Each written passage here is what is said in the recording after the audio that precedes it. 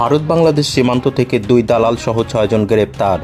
Police সূত্রে জানা যায়, স্বরূপনগরে পৃথক পৃথক 3 সীমান্ত দিয়ে অবৈধভাবে বাংলাদেশ থেকে ভারতের ভূখণ্ডে প্রবেশ করতেই 2 জন দালাল সহ 6 জনকে গ্রেপ্তার করে বসিরহাট আদালতে পাঠালো স্বরূপনগর থানার পুলিশ। পুলিশ সূত্রে জানা যায়, আলফিয়া মণ্ডল, বাড়ি বাংলাদেশের যশোর, তাকে অবৈধভাবে দহরকান্দা সীমান্ত থেকে আটক করে বিএসএফের 143 নম্বর ব্যাটালিয়নের সীমান্তরক্ষী বাহিনী।